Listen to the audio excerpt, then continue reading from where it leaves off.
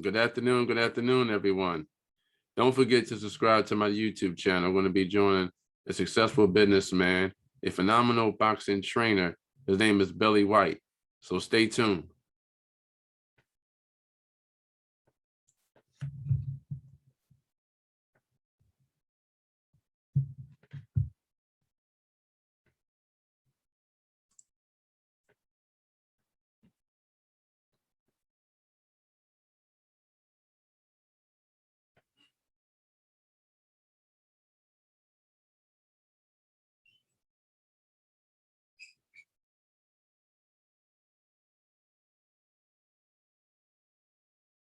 Arthur.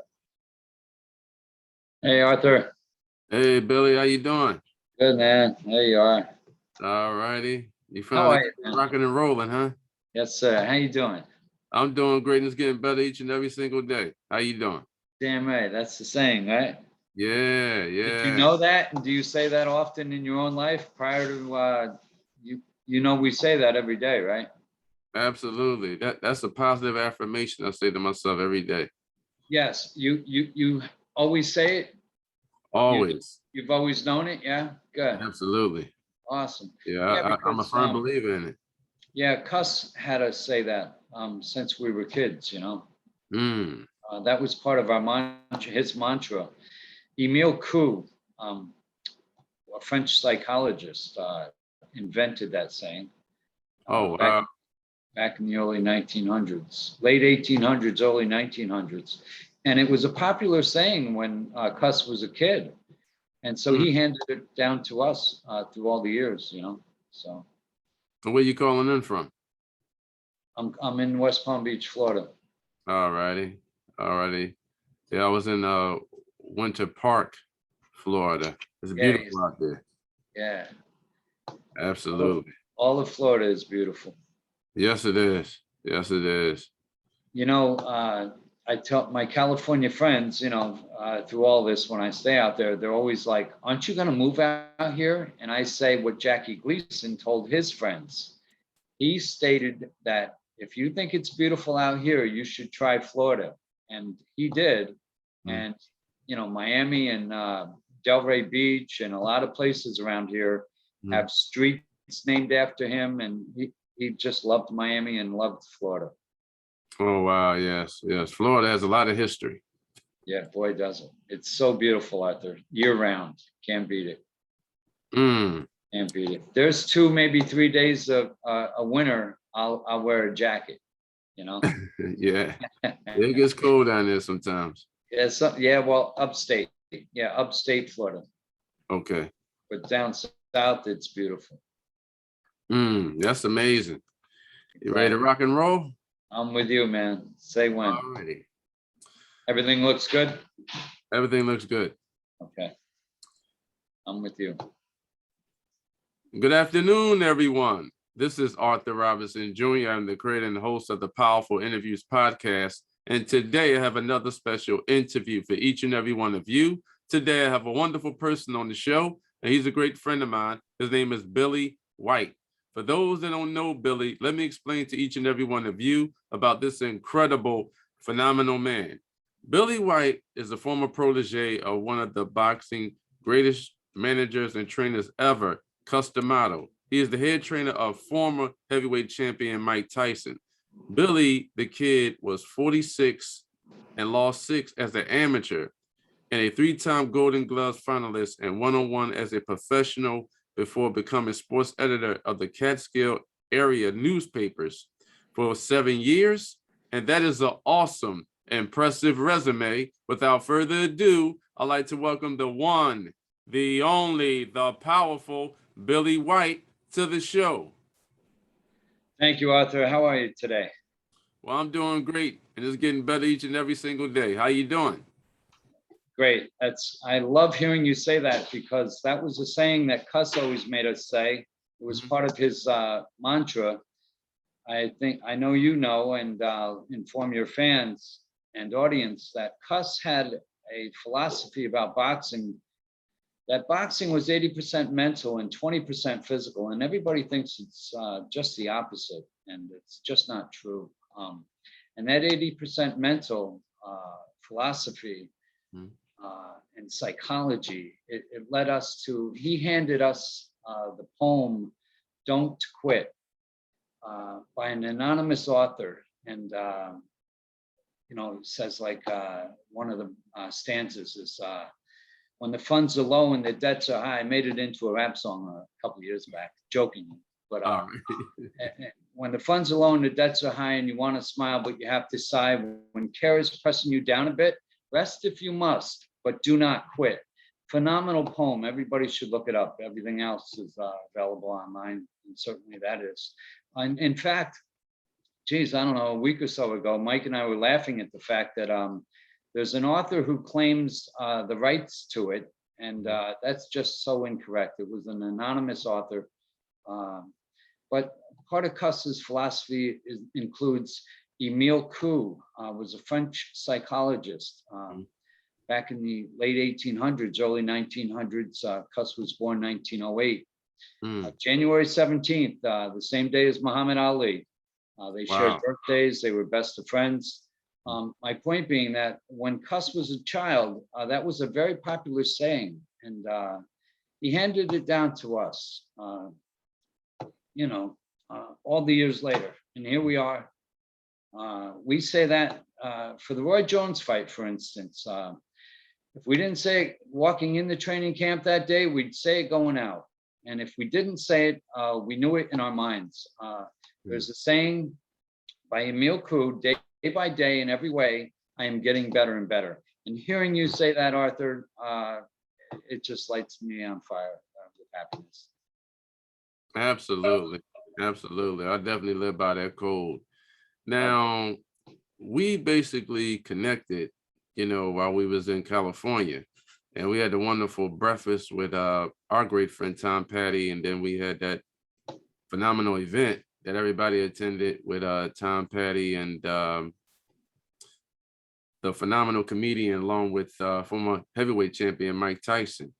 Can you explain to the audience in layman's terms, who is the phenomenal Billy White? How long you been in your powerful industry, and what is your expertise?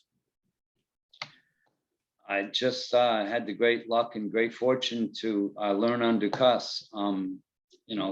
Back when I was a 16-year-old punk kid, and from 16 to 61, you can reverse the numbers now. Here I am all the years later.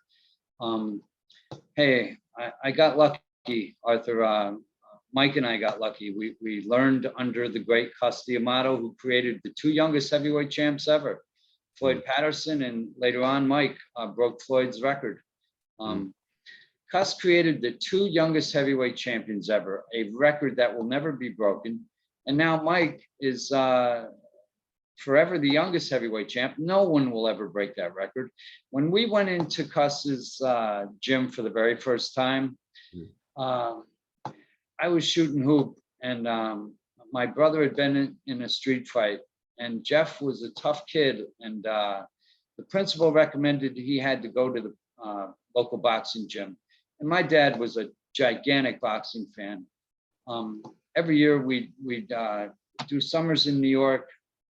We'd do winters in Los Angeles, out in Glendale. My brother, in fact, Jeff, was born in Glendale, September 9th, 1965. My dad was a gigantic boxing fan, as I stated, and Jose Napoles, Ruben Ortiz, I mean, you name it, out in Cali, they were just tremendous Mexican champions. And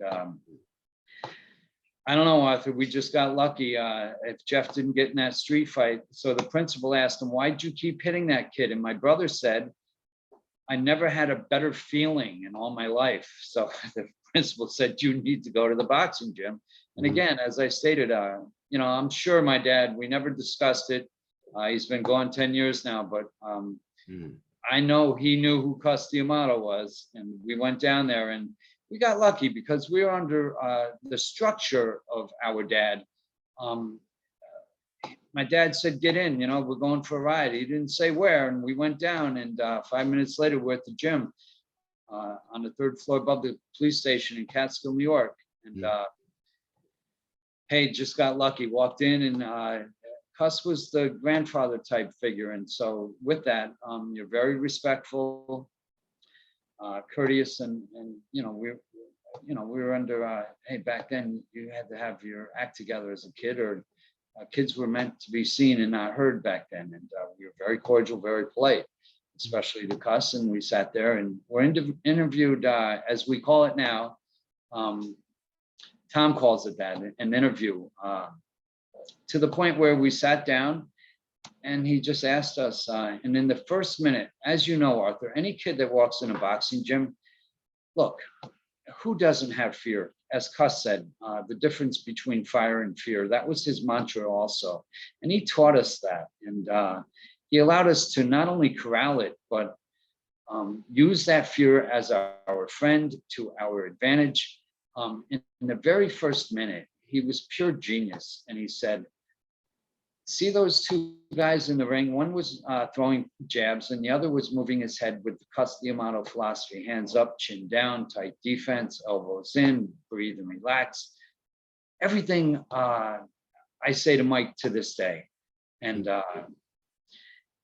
here we are all the years later. It's just phenomenal. But there we were.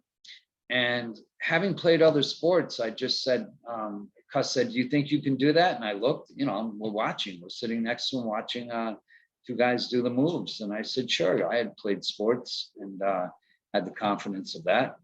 And right then and there, he said, if you make them miss by moving your head and you make them pay by countering with your own counter shots, boxing is fun. Who says that? That's pure genius. So he took away any initial fear I had. And I actually recall vividly, I did not have any, for the simple reason I wasn't there to box. I went for the ride, but it was my brother who had gotten in trouble, and we were there for my brother. All the years later, I mean, here he was, 10 years old. By 14, Cus called him a master. My brother was phenomenal. Couldn't hit him. He was Cus's credo, what he said, make them miss, make them pay. You just couldn't lay a glove on Jeff. And after my very first amateur fight, 6 months later, Cus came up to the corner and he said to me, hold on. He said, the guy couldn't have hit you with a machine gun. Wow. Because I had moved my head so much, and I got lucky, man, like I said, and had his great philosophy under my belt. So we got lucky. Wow. Now, going under Cus, tutelage, and you learned a lot of great lessons from Cus, and you and Mike Tyson, as well as Tom Petty, adopted those lessons. What was Cus' philosophy in regards to becoming a great champion? And what kind of routines y'all were doing in the morning? Were y'all waking up early in the morning and, just going in the gym and boxing, or, doing laps around the track? Like, what type of regiment did y'all have at that time? Well, interesting enough is the fact that my brother and I had to sit for 2 weeks, Arthur, Monday through Friday. Our dad took us down there at 6 o'clock, and we sat and we watched. And we'd go home and practice the same moves that the guys were doing in there. And so 2 weeks later, we started. And again, that's part of the mental philosophy of watching. And to this day, I carry that forth. I try to follow the Cus credo to the nth power. I have people watch, but kids today, they don't want to sit there. I've had parents come up to me and say, hey, I'm paying, not paying. They were not paying to come. Cus never charged us $1, not 1 red cent. And so we don't charge, but I'm just trying to explain to you that the parents would be upset that the kids came home and they said all they did was sit there. Kids can't do that anymore. They're on their computers, their phones. They have ants in their pants. And so I put them in the ring and put gloves on them. And we always put our left hand on first, Arthur. Left glove on first. To this day, we do that with Mike. He knows it's just a given, man. because Cus said, when you put your left hand on first, he would say to us, you don't need your right hand. You don't need your glove. And he'd walk away with it. And we'd be like, okay. Meaning you can win the fight with just your jab and your head movement. Naturally put the glove on us, but it was just another confidence builder. All the moves he ever gave us always led to another move. And most important was, it was a split-second timing. It was a psychological advantage. Here's a great one. And I can't give away all the secrets that are still to this day, even though there's a ton of stuff on the internet. There's a few mental, psychological ploys that I refuse to give them up. Anyway, out of due respect for Cus. If you come and learn our style, you'll learn the secrets. But I'm just trying to explain to you that the jab alone, you use our number system, and you'll see that the 7, and I shouldn't even be saying this, because the 7 is a jab, and most gyms have a 1-2. We have a 7-2. If it takes the other fighter 3 rounds to figure out what a 7 is, we had a 3-round advantage, thanks to Cus. And hey, to this day, it's all thanks to Cus and Camille that we're even here today. Camille being his beautiful partner,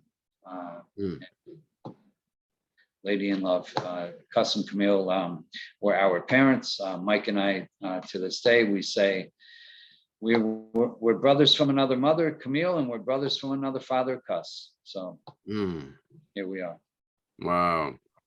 Now, as being a amateur boxer, and you basically making that shift from amateur to being a professional boxer, did Cus D'Amato, did he had y'all on a certain type of eating discipline in regards to what foods you can eat and what foods you can't eat?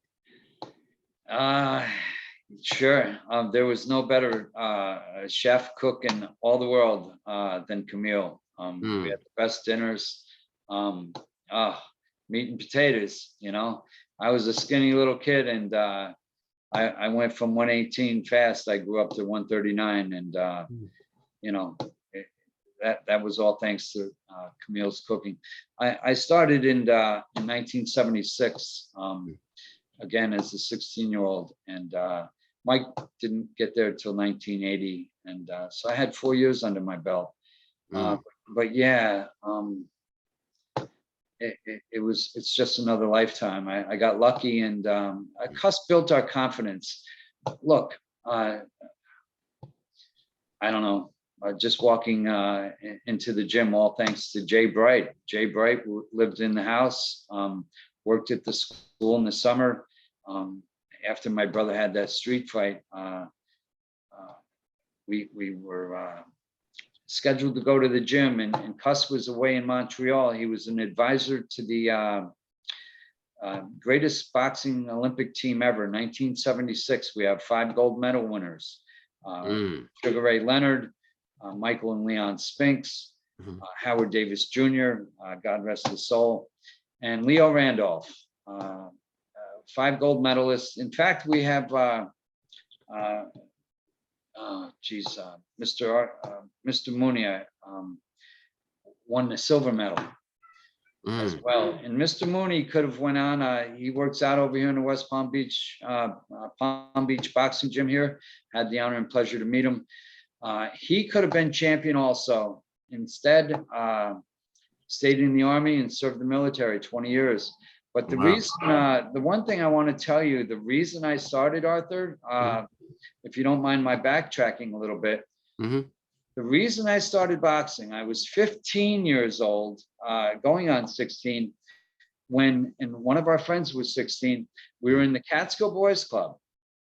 So, we're at Catskill High School, go Cats, but at the Boys Club, lo and behold, Gene Cyclone Hart, great Philadelphia fighter. I know you're from Philly. I always say, hey, the Mexicans, the Cubans are the all-time toughest fighters, but there's the Philly fighters have their own nationality in that regard. They're war horses, and true warriors of our sport. And lo and behold, Gene Cyclone Hart was training under Cus. He was in Catskill at the boys club, and my buddy had to be home.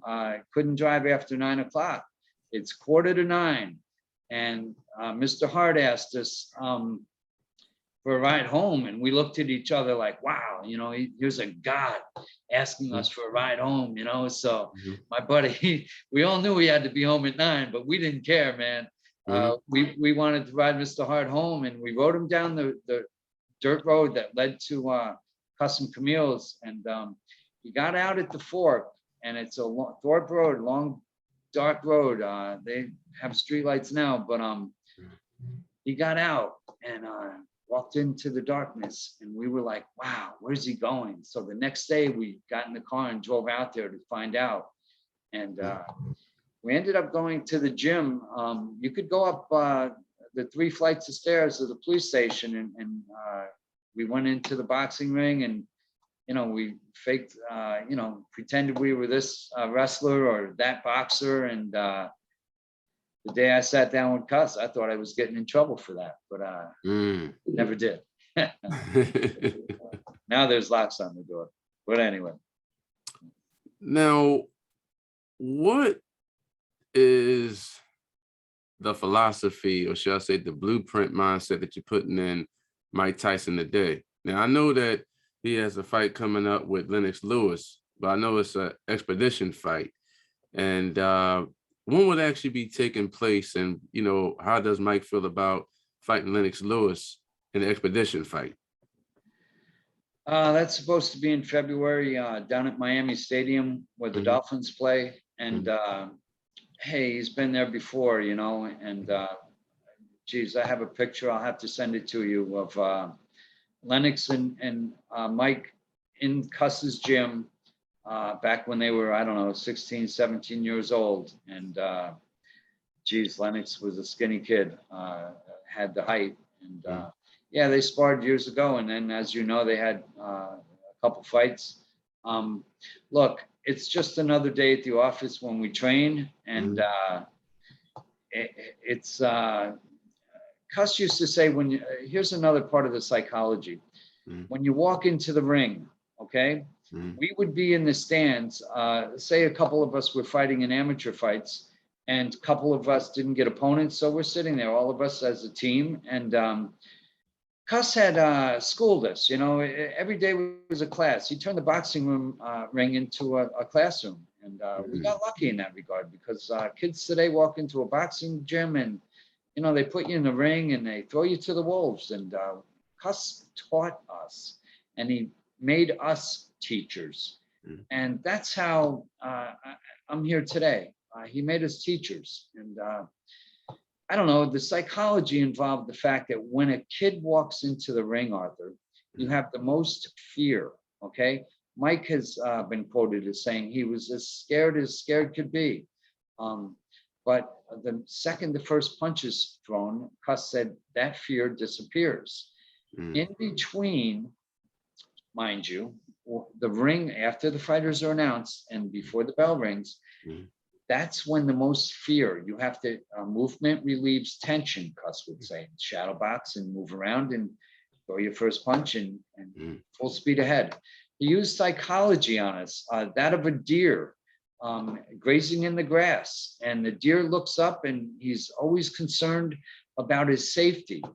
And sure enough, the second he hears something that gives him a little fear, he uses that fear as his friend.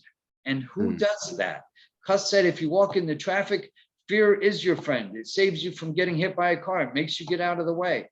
That fear allowed the deer to jump a 5-foot fence. He couldn't do that with that regular adrenaline, without the adrenaline. And so we used that to our advantage. There were times we saw kids walking to the ring, as I stated, Cobblestone High School one time here in New York. We're watching an amateur show and a kid's walking to the ring. He stops halfway, looks at his coach. His coach throws his arm around him, and they turn and they walk back to the locker room. And you could see the weight of the world lifted off that kid's shoulder, because he was explaining to the coach he couldn't do it. He couldn't overcome his fear.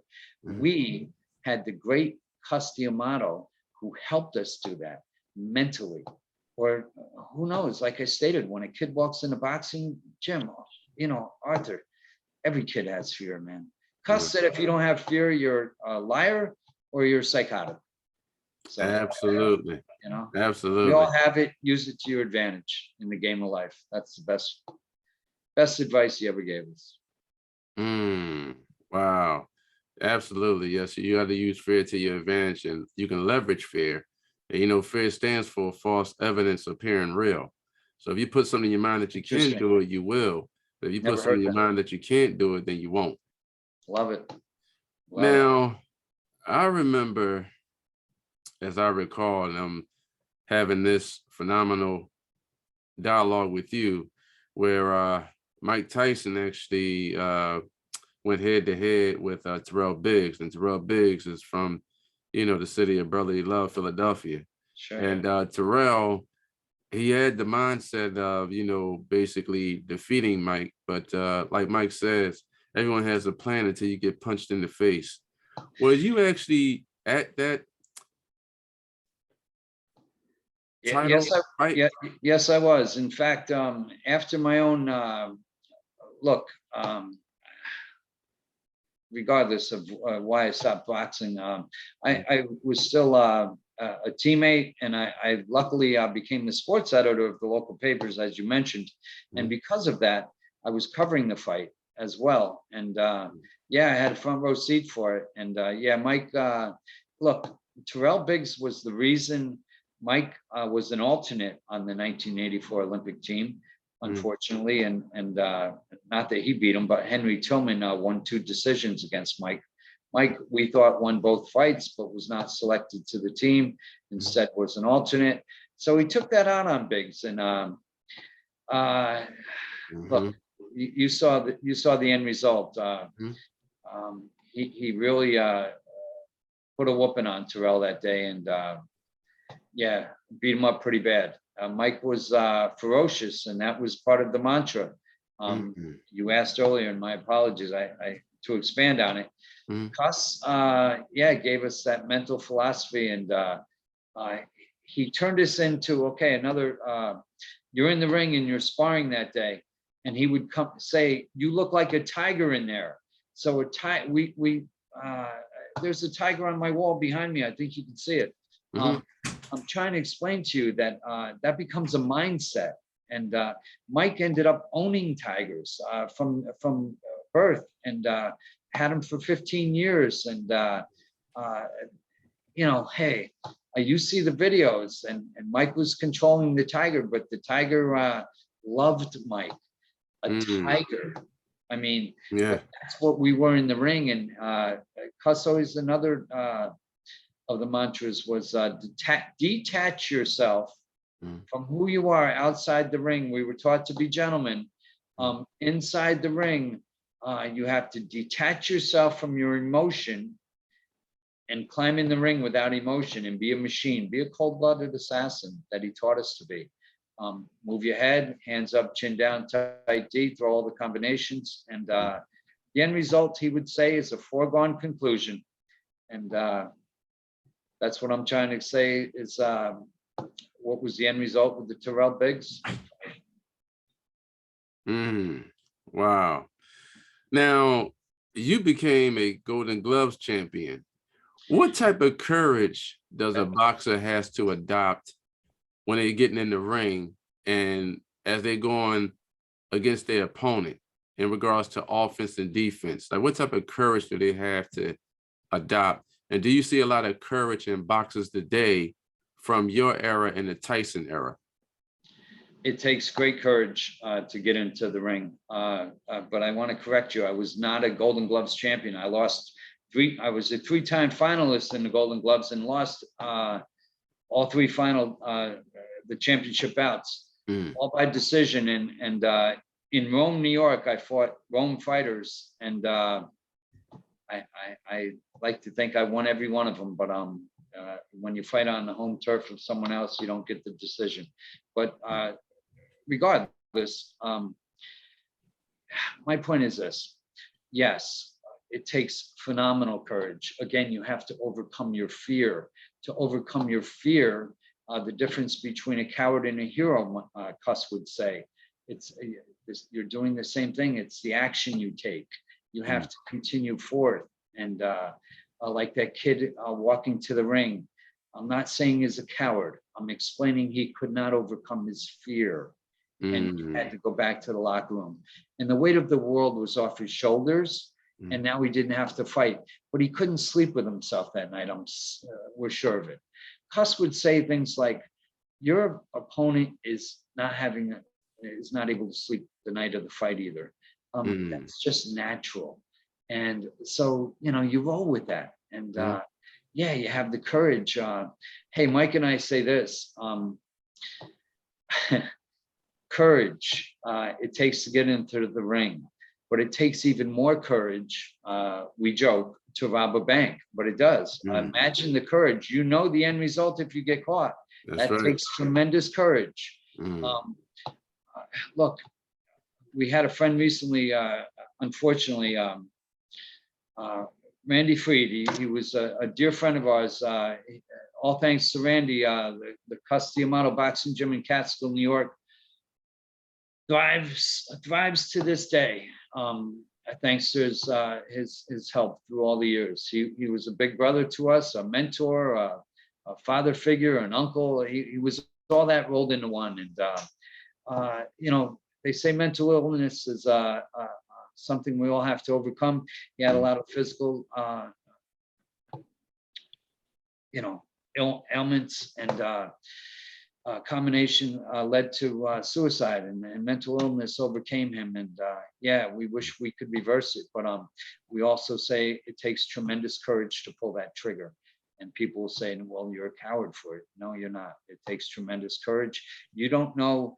There's an old saying, Arthur, you don't know what a man's going through until you walked in his shoes. And there's another saying, I once complained I had no shoes till I met a man who had no feet.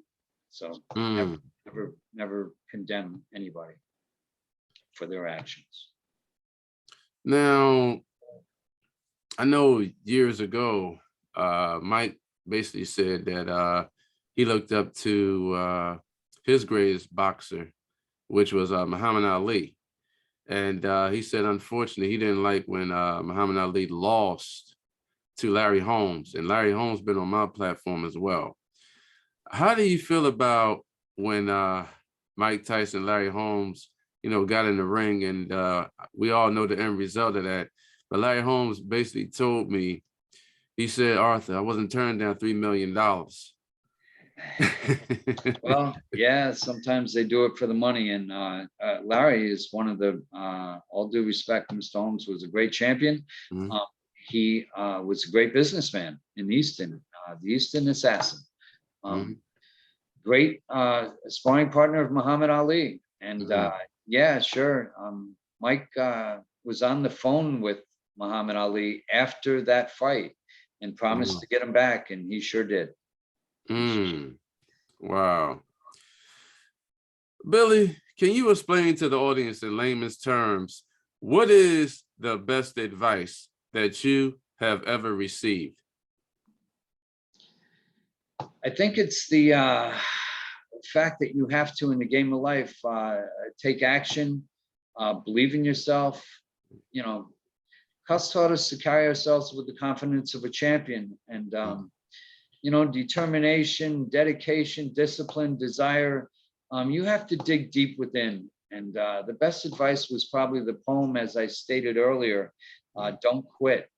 To read that and study it, and to memorize it. Cus had us make affirmations, say affirmations. Again, Emil Cruz, day by day in every way, getting better and better. We repeat that 5 to 10 times every morning and every night to this day. And it's part of our mantra when we walk in and out of the gym to this day. It will always be in the game of life. But yeah, don't quit is a perseverance is omnipotent, and you need to just keep trucking in the game of life, no matter how bad things get. Tomorrow's another day of sunshine. Keep trucking. Mm. Now, you also train other powerful fighters like, Matthew Fernandez. Do you train like other professional fighters in the UFC? Uh, Not any longer. I had worked with Rashad Evans, former UFC light heavyweight champion. Rashad's a phenomenal commentator, was a phenomenal champion, just a great human being. Mm. Yeah, but Matthew Fernandez, he's the brother of one of the our Tyson Ranch media personnel, Mm. and Mike Angel. I call him Angel Mike. He feeds kids around the world. He goes to foreign countries and creates water for them. He's unbelievable. His brother is Matthew Fernandez, who at 22 years now, all the years later from when he was born, he was told he would be a vegetable. But yes, by design, I'm only training Mike and Matthew. Matthew is, hey, his goal is to walk. You can look him up online. He blew up recently, went viral is the key term. I'm a little older, Arthur. I'm a little old school. I don't know that new jargon, but my point is, it wasn't Make-A-Wish Foundation, but it was something similar. And they came to Matthew and asked him what his dreams are. And wow, he said he wanted to sort of his own clothing line. And I'm sorry, I don't remember the name of the foundation. I'm just trying to explain to you, they made his dreams come true. 2 weeks later, they launched his own clothing line. And now today, they made over $500,000. And now he can buy his mom a new house, and they're getting him a van. There's a sponsorship of a car dealership in California. They're creating a van with the up and down. The mother would have to carry him into the a van, and now they're going to have the electrical power to get him into.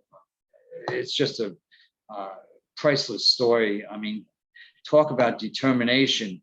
He has the same determination Mike had when he was a kid and worked his way up. Yes, Muhammad Ali was Mike's favorite, but Jack Dempsey, Jack Johnson, you name it. There's no better historian in boxing than Mike Tyson. Matthew has that same determination. He is in Tyson Ranch daily, working on his logos for his shirts. He's such a hard worker. We have him hitting the pads. We have him walking. He's going to walk on his own one day, Arthur, and right soon. You watch. The kid is just filled with perseverance, and he inspires all of us, and that's the beauty of it. He thinks that we inspire him, and he says that, and we say no. He inspires all of us. I mean, you can't beat that. Well, that's amazing that he has his own, apparel line, which is his own clothing line, and he's basically moved forward with getting involved with other business endeavors that's very profitable, and those business endeavors actually worked out for him, which is a great thing. I think all entrepreneurs and business owners, doesn't matter what genre, what field you in, we all are value creators. You're a value creator. I'm a value creator. Mike Tyson's a value creator.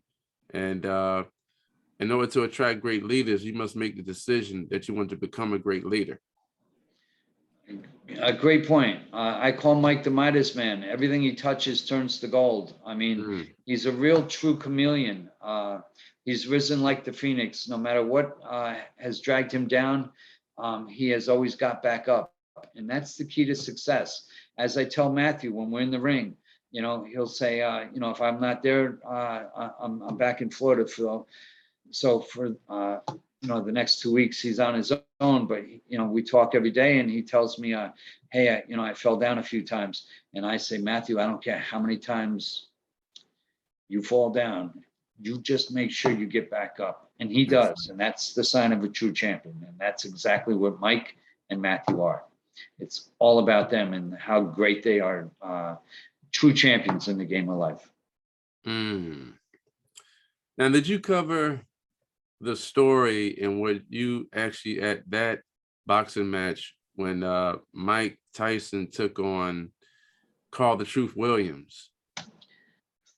Wow. I know that they fought when Mike was younger, you know, Yeah. as a sparring partner, but then, you know, That's correct. it became, you know, a more in-depth fight later on. And I know Carl, he had, you know, a game plan, but unfortunately it was over in the first round, and he felt Yeah. though he was cheated, you know, by the referee. How do you feel about that? Do you think Carl was cheated by the referee? And if he wasn't cheated and the referee would have said continue, do you think that the tables would have turned? Carl had all the heart of a champion, but again, Mike's so ferocious, and the combinations are not just 2 and 3; they're 4 and 5 punches, and he was unhittable, and unhittable is unbeatable. And yeah, you took me back when you mentioned that, because I remember Mike and Kevin Rooney and I were driving down to White Plains for sparring way back when. And yeah, later on they fought. And yes, as you just stated, the end result. The fact is, look, Mike would have finished him even. Look, boxing has gone from when Boom Boom Mancini fought Dooku Kim, and I believe it was April of '82. It was shortly thereafter. Boxing went from 15 down to 12 rounds, and because I think he actually killed someone in the ring, right? Dooku Kim died in the ring that day. That's correct, unfortunately. Yeah. And what a warrior he was. Do you know he wrote on his hotel door as he walked out, "Kill or be killed." And he was watch that fight. Boxing fans out there, tell your fans, watch that fight. In Sports Illustrated, the following week, there was an uppercut. Boom Boom landed to his chest, to his heart, and you can see the indentation. Look, boxing's brutal. You know, we got to do anything and everything to protect our sport and keep it going. And reducing it from 15 to 12. Look, I didn't believe in it then.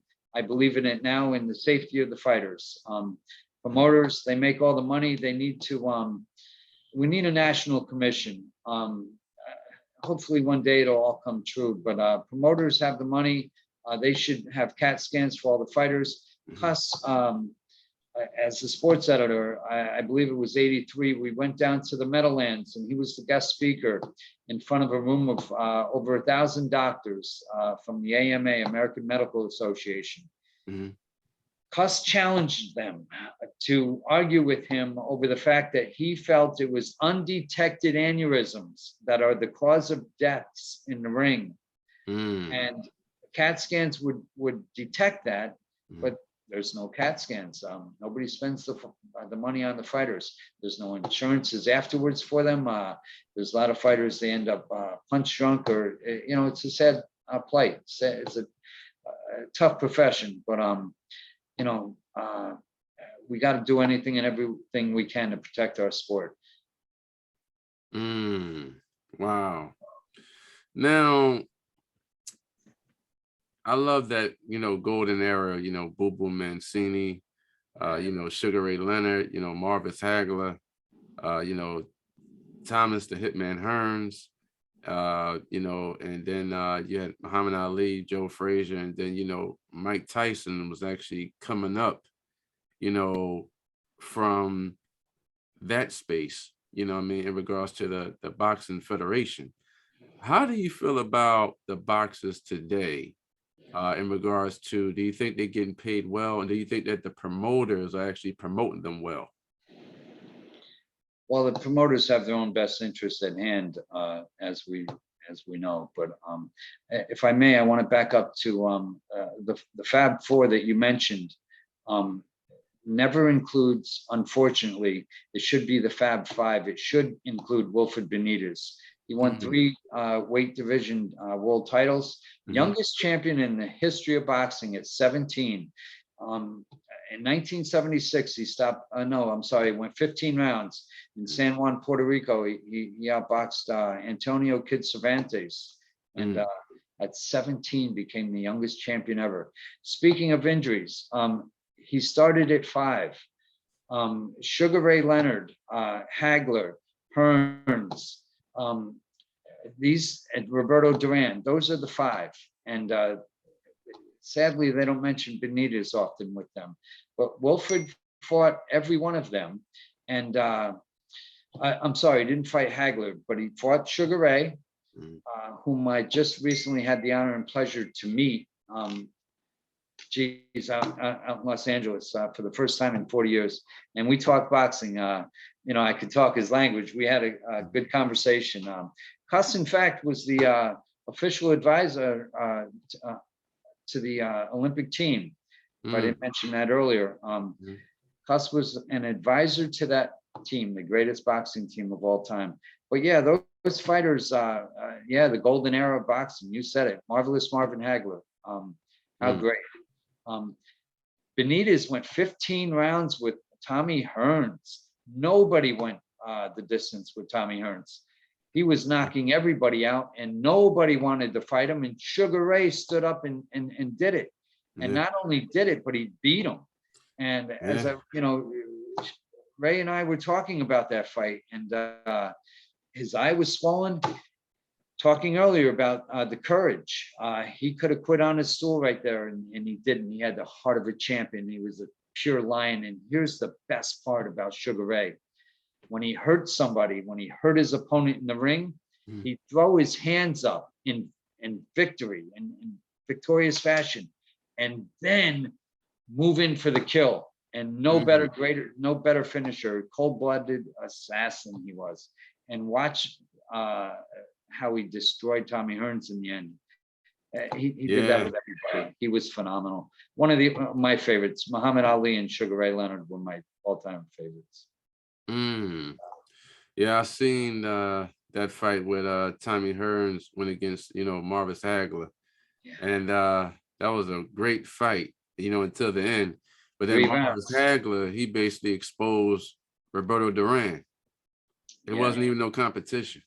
Tommy Hearns took Duran out, and I think it was the second round, overhand right, and that just didn't happen to Duran. And Duran was our hero also, growing up.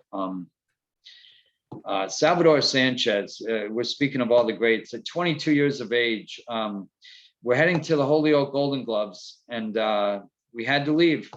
Arthur, I'm showing my age. Back then, championship fights were 4:30 in the afternoon on CBS and ABC and NBC. And we couldn't say, we had to go. And Salvador Sanchez was fighting Danny Little Red Lopez. And we loved Danny Little Red Lopez. And we said, nobody's going to beat him. And Cus said, boys, when you get home tonight, we're going to have a new champion. And Cus was right. Sal beat him. 6 months later, beat him even worse. One of the all-time greats, unfortunately, was killed in a car accident at age 22. But I, to this day, I run into Mexican boxing fans. I'll say, who's the greatest Mexican fighter ever? They'll say, Carlos Ortiz, or they'll say Julio Cesar Chavez Jr., and I say, I remind them of Salvador Sanchez. Again, showing my age. How do you feel about Jack Dempsey's style? And do you think that the boxers are actually taking on his style? Jack Dempsey, you said, correct? Not Jack Johnson? Jack Dempsey. Yeah, Jack Dempsey, for Mike's first professional fight, he had his hair cut just like Jack Dempsey. That's how much he idolized him. Wow. We luckily had Cus and had our hands up, our chin down. We had tight defense with our elbows in, protecting against body shots. And most importantly, we had head movement. And that allowed us to, again, Cus's mantra, make them miss, make them pay. And it worked. And Jack Dempsey when he would hurt and defeat his opponent, he would run over and help him to the help him back up from the canvas to stand back up. Mike Tyson did that throughout his career. Yes, I absolutely see that. Yeah, he'll knock you out and then help you up off the canvas. And Yes. that takes a lot of courage to do. You said that right. Yeah, to go from one to the other, you lose. You have to again separate yourself from the emotion when you climb in. Become that cold-blooded assassin machine. You are a machine. A lot of times, Mike got penalized for hitting after the bell. We didn't have a bell in the gym. Cus created a light. He did not want us being Pavlov's dog of the Russian psychologist of the test there with the dog and the bell coming to the dog coming for dinner. We didn't have the bell. And so we were not accustomed to it ringing. And we fought, and Cus said it was the referee's job to stop the round. But yet the fighter gets penalized. Go figure. Absolutely. Absolutely. Yeah, it was just another great psychological ploy, another split second advice and timing, and just another little advantage he gave us, you know. Not to say hitting after the bell is correct. I'm not suggesting that, but he's saying keep your hands up and protect yourself at all times. That's what the rules say. That's why we did it. And it worked to our advantage. There's fighters who have dropped their hands and they paid for it. That never happened to us, thankfully. All thanks to Cus. Well, you're absolutely correct, because when boxers drop their hands, you know, that's when that left comes from nowhere. That's actually what happened with Carl dropped that hand, and Mike Tyson got that left in there. But Mike said that his right hand is the best hand, but he always catches his opponents with his left, which is a good thing. Yes. I will say he's like a southpaw. Yes, he's that way due to the footwork and the movements that Cus gave us. Yes, absolutely. He had the advantage to have leverage from both sides. Absolutely. Again, all thanks to Cus. Amazing, amazing invention. Now, when Jack Dempsey was actually boxing, that's when it was going to 15 rounds, correct? They did more than 15. Okay. I think the record is, we were just talking about this recently, 106 rounds, if I'm not mistaken. Wow. And it was a draw because the two couldn't get off the off their stools for the 107th. They called it a draw. Arthur, I forget the names of the two fighters. My apologies. Ask Mike and he'll know exactly who. You know, he'll know the dates and all that. He's amazing with his boxing history. Wow. But yeah, 106 rounds. They used to fight a ton of rounds. Imagine that today. Yeah, imagine that today, Arthur. These guys, look, Mike trains 3, 4, sometimes 5 times a day, even at 55 years old now. He's just off the charts, old school. Speaking of Jack Dempsey, he learned from the best, and now he is the best, and all because of it. Fighters today, they don't, all they want to do is look at their cell phone, and you have to drag them to the gym. You know, sad but true. You know. Well, you can't learn that way looking at technology. You got that right. You can if you study boxing films. We luckily had we got lucky. Cus's business partners were Jim Jacobs and Bill Caton, and they had the greatest boxing film collection in the history of sport. In fact, they sold it to ESPN. I'm just explaining to you that they would send the films up, and 8mm projector camera, film movie projector, you know, with the reel. That's how we watched them at Cus and Camille's house. So, and that's how Mike became such a connoisseur of boxing. If there was a Jeopardy boxing Jeopardy show, nobody would beat Mike ever. Yes. I will absolutely say that. I remember years ago when Mike was just at his prime. I mean, like, he was just pretty much unbeatable. Nobody could really touch him. And I was hoping for before, Mike, got incarcerated. I wanted Mike and Holyfield to fight before that took place. Now, I think if it would have been in that era, I think the tables would have turned. And I'm just so much of a Mike Tyson fan. I just don't like it when I see when he loses. I'm with you. Yeah, the Douglas fight I was watching with a few friends, and when the tide turned, you know how it goes in the world. People Mhm. start rooting for the underdog, and it was right there in Catskill, New York. And I actually, yeah, I had to leave, and after that, walked out and cried. Hey, we're dear friends, 40 years. I certainly, that's the last thing I wanted. But he was over there in Japan, and it was just a different time. It was no longer under the Cus mantra of the psychology or the physical head movement, Mhm. and other factors came into play. But look, speaking of the Holyfield fight and what you just stated, you're correct. Mhm. I firmly believe he would have beat Evander Mhm. earlier if they had fought earlier, no doubt about it. And mind you, all due respect to Evander, what a warrior, the warrior of warriors, just keeps coming, you know, the Yes. ultimate warrior, the ultimate champion. Yes, Evander is definitely a good boxer. He's not Yeah, a knockout artist, but he's a good boxer. that's correct. Good footwork in and out, and yeah, just heart of a lion. Wow. Oh, Now I was wondering why didn't the fight took place with Mike Tyson and George Foreman? uh, But you know what? Foreman said he didn't want no parts of Mike Tyson at well, all. there you have it. There you have it. He said it all, and who can blame him? George was brute strength, mind you. The first part of his career, he was brute strength, but his comeback, geez, he was now more experienced. He would make you miss and make you pay. Ask Michael Moore. Just catching Moore with that right hand at the end made him the oldest champion of all time. And yeah, George was what a comeback in the end. What a great champion he was. Great person, great champion.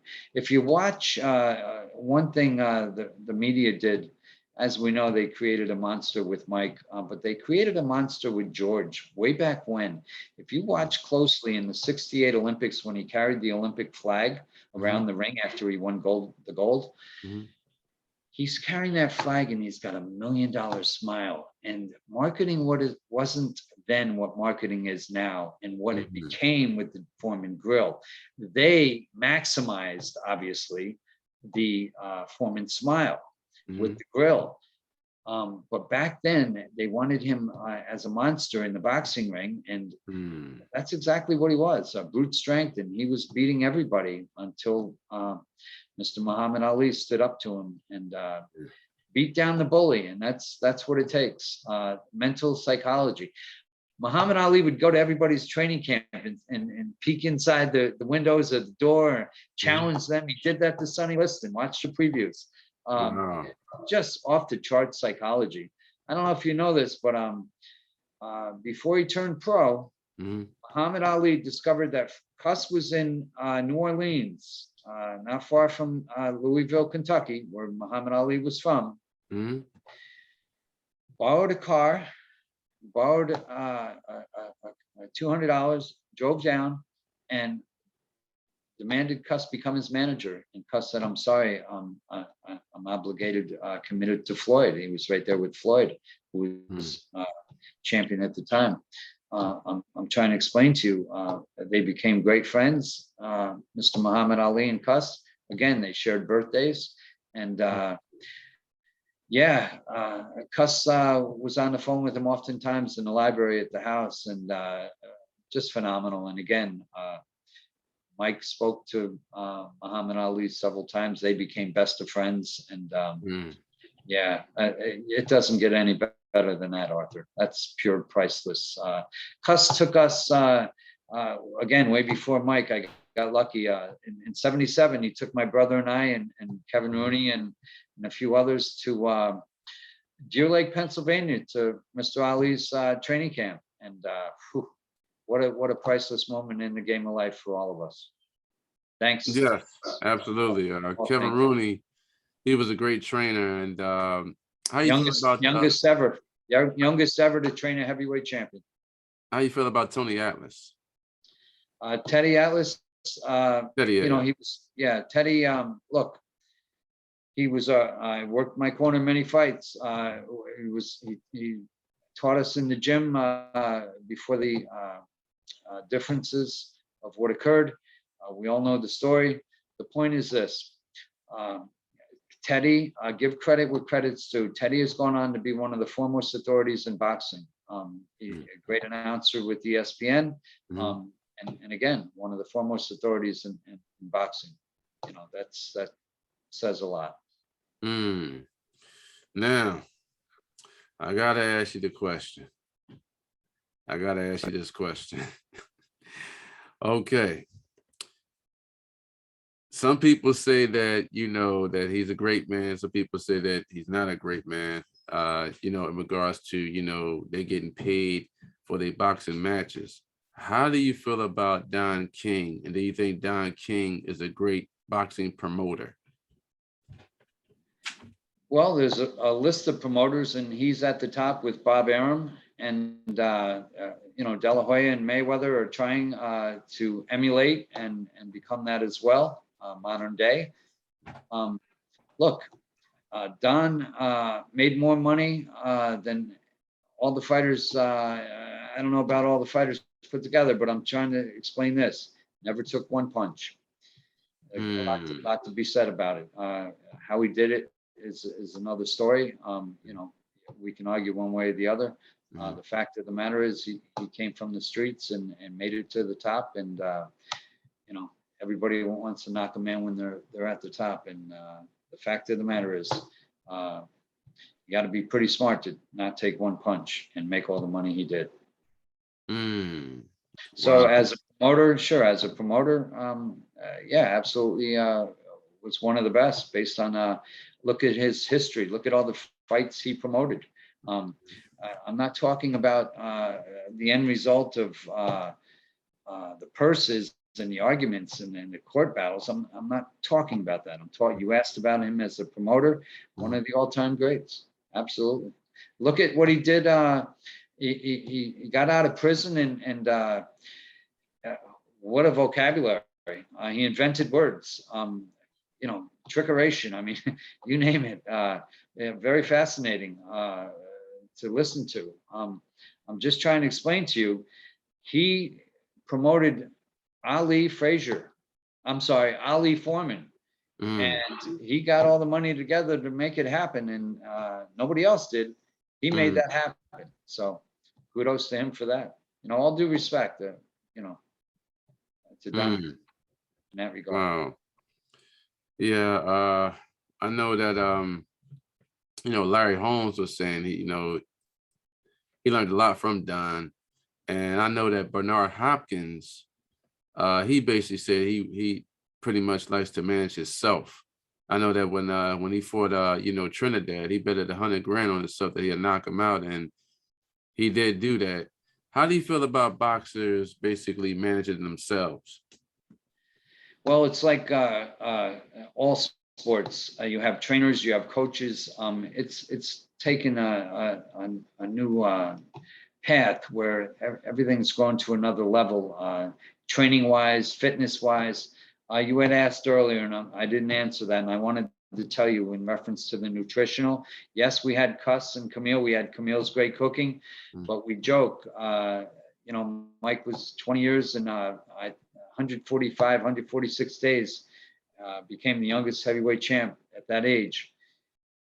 Growing up, won the title on Burger King, we joke, and McDonald's, you know, Burger King, really, and Dairy Queen. That's what it was. We're always at Dairy Queen. But, you know, that's a joke, but I'm just trying to explain that, yes, it's boxers managing themselves. It's good in the when you're at the top, Mhm. like Bernard Hopkins was. He's a lesson for everybody. Mhm. But then Bernard became promoter with Oscar De La Hoya as well, Mhm. with Golden Boy Promotions, and uh, that worked out well for all of them. And look, when you're coming up, you need the best guidance you can get. We got lucky. We had Cus D'Amato, the Right. greatest manager trainer in the history of the sport, Mhm. and the Vince Lombardi of boxing, as they call him. Mhm. Hey, pure luck on our behalf. I'm just trying to explain to you, until you get there, Mhm. until you learn and have the experience, you need the guidance. And that's why younger fighters, look, we just had a fighter, Faye Favor, very upset at the fact she left our Cus D'Amato gym in Catskill, New York. I think it's a major mistake. Mhm. No offense to her promoter who she signed with.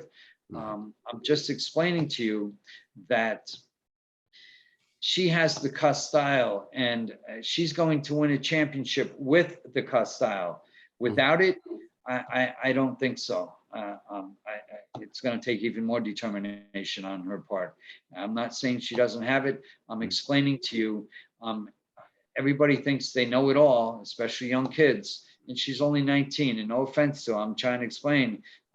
They receive advice from I don't want to say the wrong people, family and friends, and sometimes they have the best advice. I'm just trying to explain that she should have stayed in our Cus gym, and now that she's no longer, it's very upsetting because she's. They were calling her Lady Tyson, and I hope she continues, and I wish her all the love and luck in the world. But it's very upsetting that she's no longer part of us because we had plans to bring her out to California and have her train in our. We Mhm. have a Cus D'Amato boxing gym, KO boxing gym, Los Angeles version under Jimmy Bennett, and a mile outside of Beverly Hills, we have the Los Angeles version of the Cus gym, and we were going to bring her there and have her train there, and unfortunately, it didn't work out. But that's life, so it goes.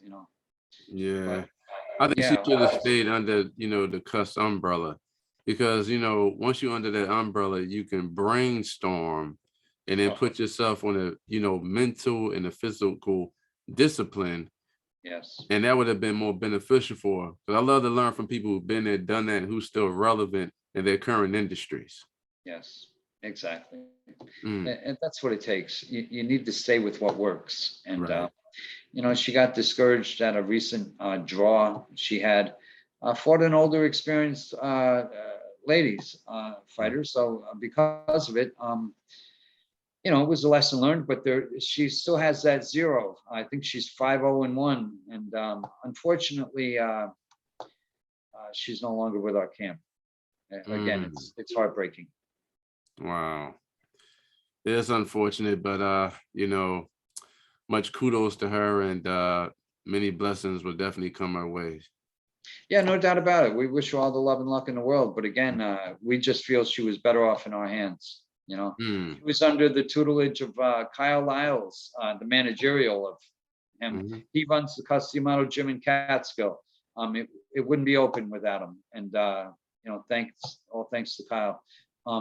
And former fighters, Darren Ruff and Georgie Young, they trained Faye, spent timeless hours in the gym with her. And, we weren't just a team, family, we're Mhm. all family. And to have someone leave the family is, again, it's discouraging. But Cuss always said, don't get discouraged. Hopefully things will work out. Hopefully she can somehow become part of our team again. And that would be all in her best interest and everybody involved. Absolutely, absolutely.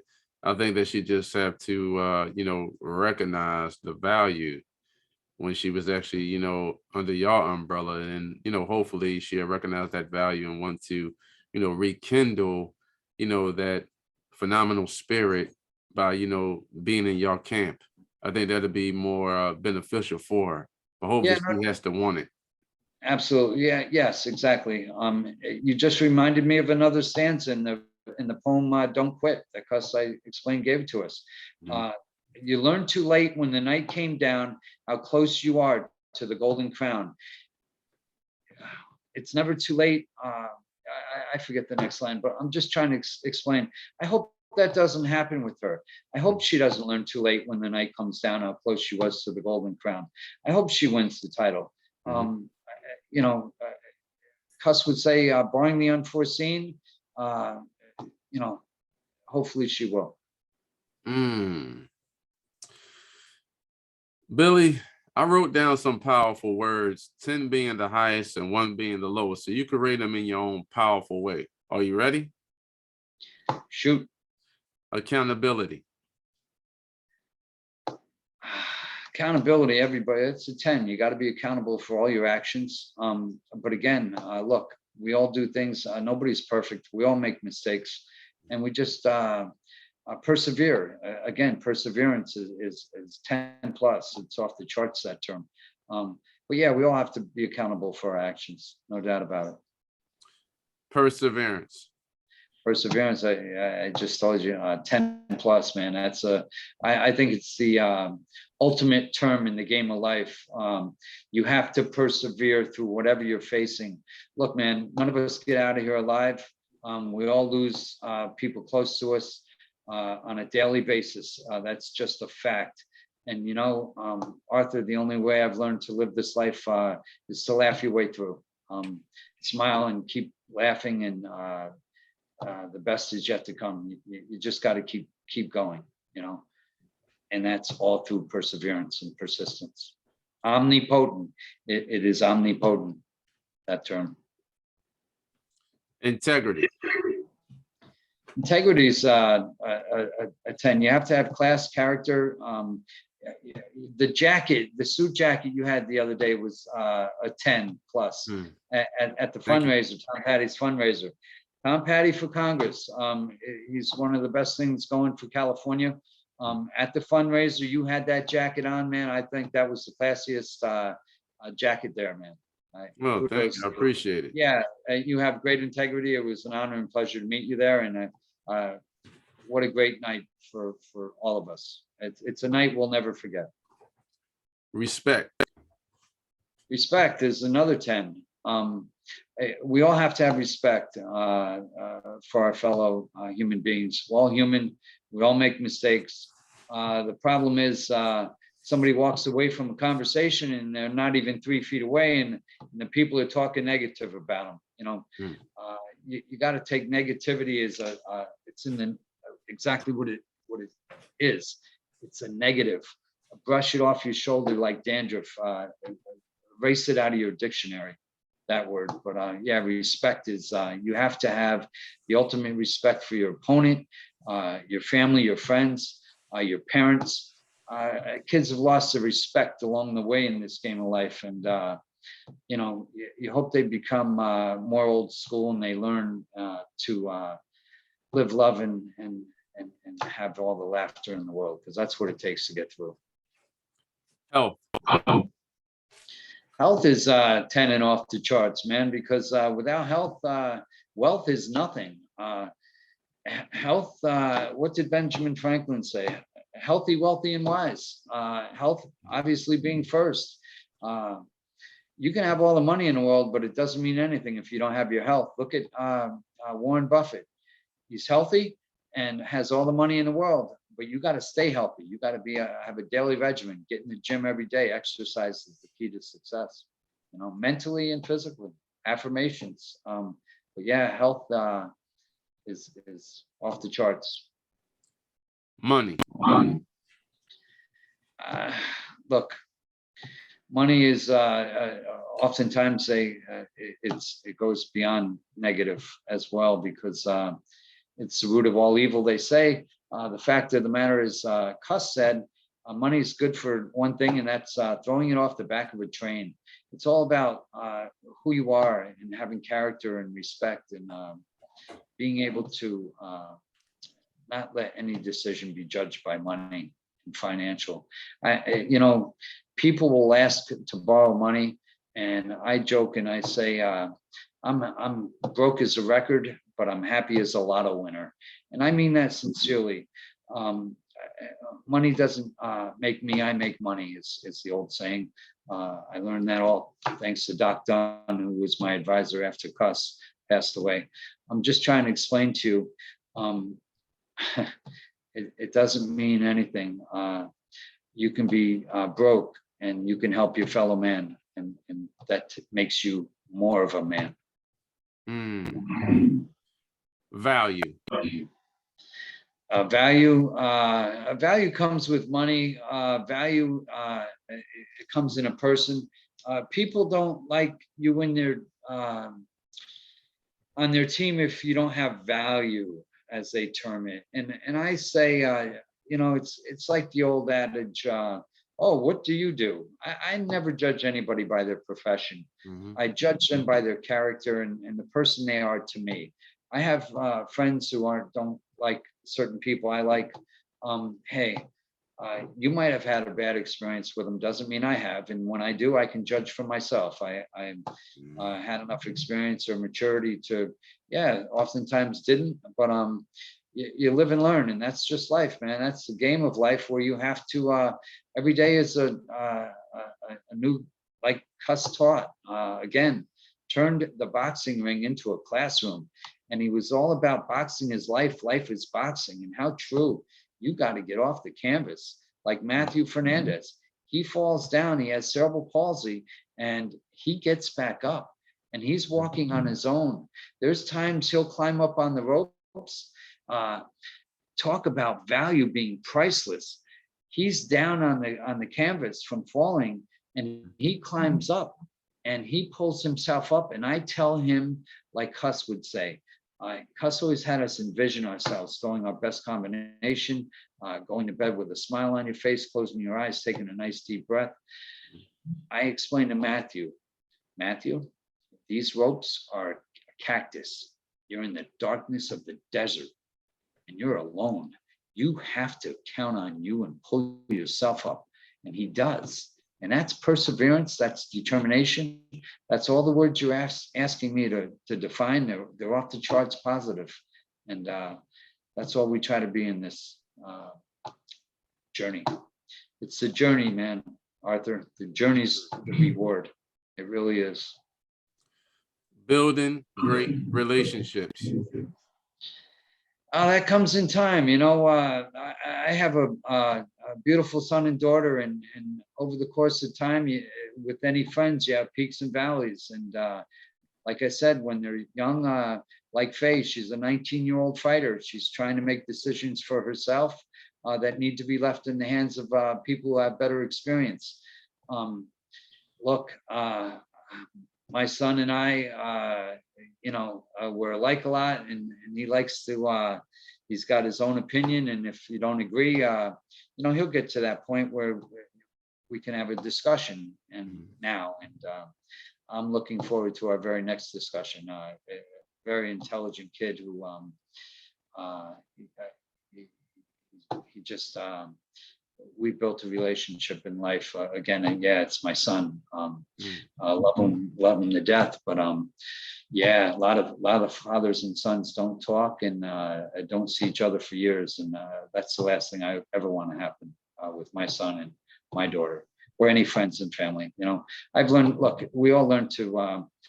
There's been times I've had friends we've had to treat with kid gloves. That's just how it goes, man.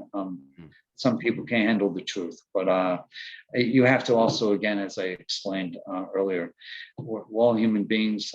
Nobody's perfect, and you have to accept them for their faults. We all have faults, and the great Lao Tzu stated, and I live by this, I'm trying to get to the end of my faults, and I just can't get there. God is great. We all have our own beliefs, different religions. Nature is the greatest sanctity to all our religions. Henry David Thoreau said that. The supreme being, you look out into this beautiful world, and there's definitely a God out there, and he's the best, has guided us here and guides us every step along the way. I always say, I have an affirmation I wrote, and one of the lines is, the way is The morning sun and moon and stars above, a pathless path, watercourse beach, a pathless path beach. And look behind you, you see the footprints, but you don't know where your next ones are going to be. It's a pathless path, this game of life. And you just have to walk forth and hope God's right there guiding you every step along the way. Family. Family's the ultimate. I tell my kids, family first. You know, I'm Irish and Italian, and look, we've got a lot of Indian in us. No greater, the Native American Indian, talk about perseverance, but family, loyalty is everything. Cus taught us loyalty. Cus had us as a family. A lot of fighters came through the gym, came through the house at Cus and Camille's, and you know, the media labeled us dysfunctional at best, at times. Look, hey, ultimately, we're all brothers, and we're all sisters, and we're all human beings, and that's the bottom line. We have to put all the differences everybody has in the world and put them behind us. And look, I don't know if you know this, Arthur, but Woodstock, New York is 20 minutes outside of Catskill, where we grew up. And so you grew up down there, you hang out, it's musical, as we all know. Love, peace, and happiness, that spirit. You try to emulate that, and it grows up within you. And yeah, I have a friend, he runs Woodstock Boxing, and it's kind of an anomaly. It's a kind of a contradiction, Woodstock and boxing. And Cus said it best, boxing is life, life is boxing, and you persevere through all of it. Mike Tyson. A great champion, a great human being. I think a great example is of that is who he is now. What he was then, we were all, again, what I stated earlier, and I'll say forever, we were all kids learning. A lot of hard knocks we all take, the school hard knocks. You never graduate from it. And Mike has, again, he's a phoenix, he's a chameleon. He has risen above all the obstacles. He's achieved an avalanche of abundance. He's amazing where he is now. Yeah, friends for all the years, but I'm trying to explain to you, seeing him as a father, chokes me, man, because a great husband, the relationship he and Kiki have.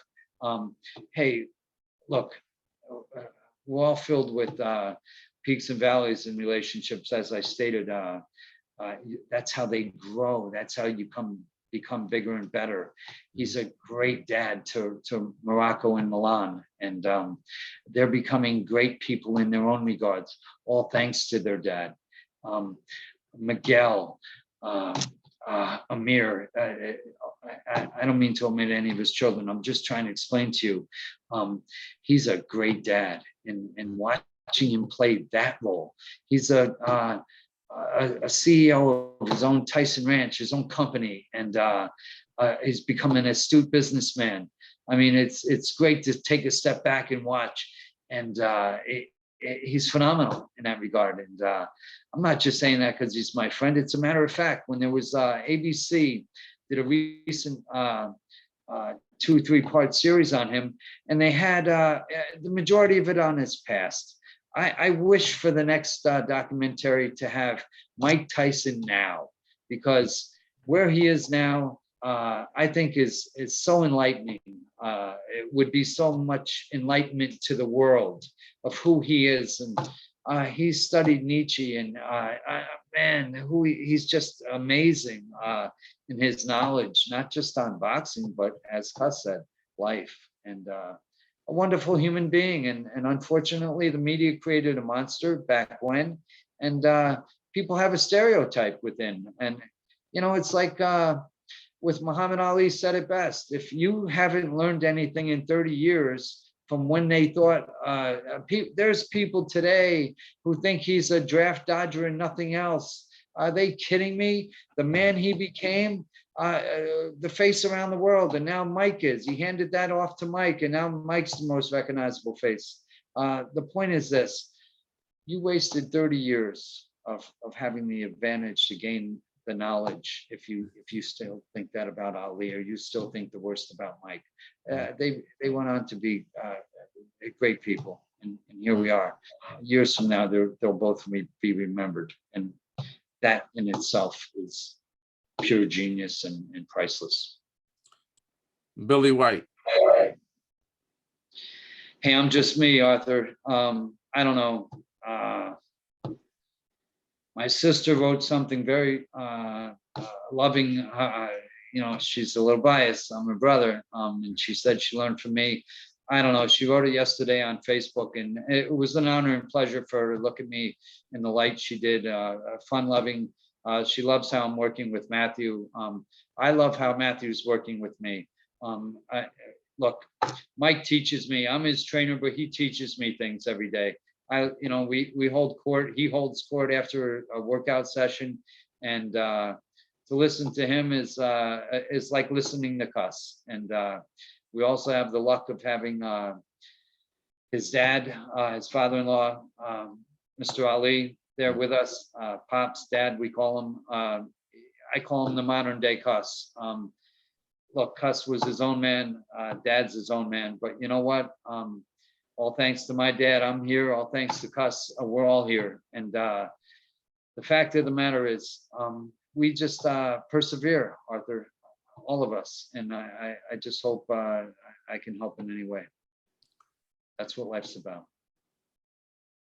Cus D'Amato.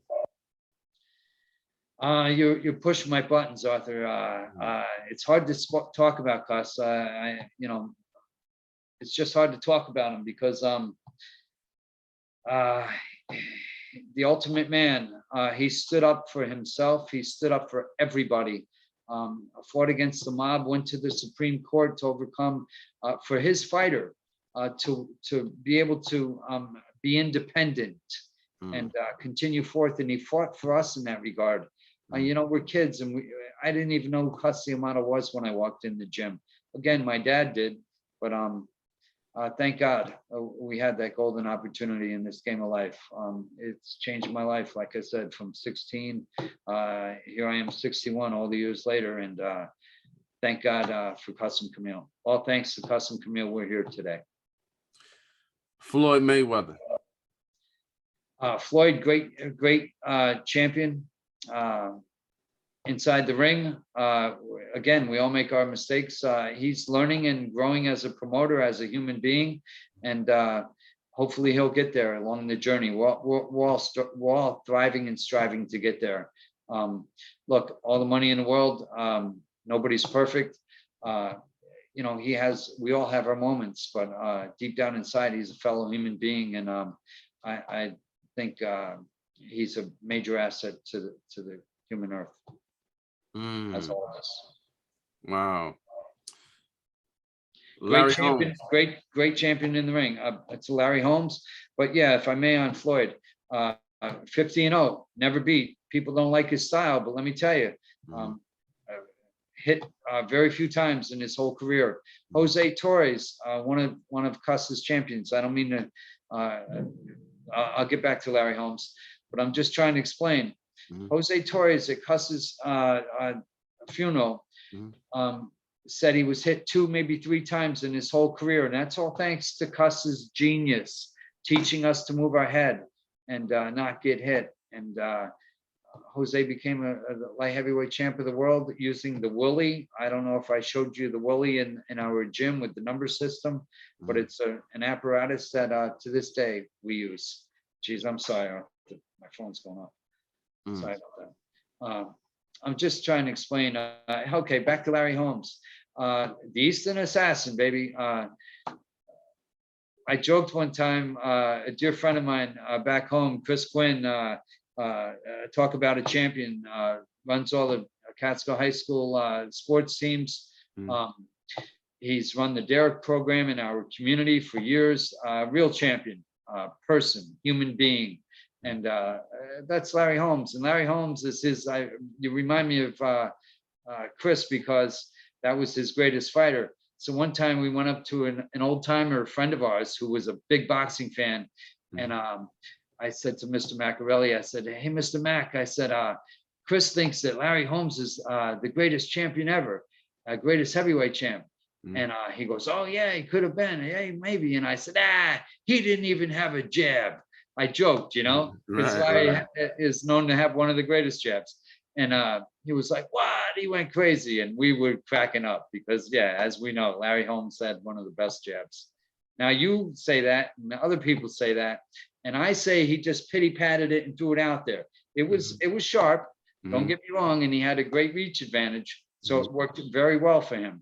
One of the best in the sports. I don't believe that because I'm partial to Mike. Mike had one of the best, if not the best jabs. As small in stature, 5'10" and 5'11" and a half, whatever he is. The point is this. Thanks to Cus, we had an advantage firing our jab and moving our head. And yeah, we had what was known as, we called the Bruce Lee jab. And yeah, I can't give my secrets away, Arthur. Lennox Lewis. Lennox Lewis, a champion in and out of the ring, just like Larry Holmes, just like them all. I'm just trying to explain a real gentleman, a real class act, a great announcer, one of the few. George Foreman was a great announcer. It's great to hear the fighters announce. Sean Porter, great announcer, knows the game. They know the game. Lennox is a real class act, true champion. Roy Jones Jr. Another class act, world champion in and out of the ring. Has one of the all-time greats. He went from middleweight all the way up, won the heavyweight title. Real class act, Roy Jones, in and out of the ring, a champion. Evander Holyfield. Same thing. Ultimate Warrior. I think we've said it before. Nobody better. No, he's never going to stop. You have to stop him. Recently fought Vitor Belfort. Great gentleman. Speak of a true champion. That's Vitor Belfort. A real friend to. He's part of our Tyson Ranch, and we love Vitor. And unfortunately, Evander. You have to surround yourself with people who protect you. And that's what I was trying to explain with Favor, the Lady Tyson. That's what you have to do. And she had that with us. And I hope she continues forth in that regard and has that as Evander. Hopefully, the fight with Mike, maybe it can still come off in due time. You never know. But I got to tell you, in and out of the ring, Evander Holyfield, Ultimate Warrior, Ultimate Champion. In and out of the ring, a real gentleman.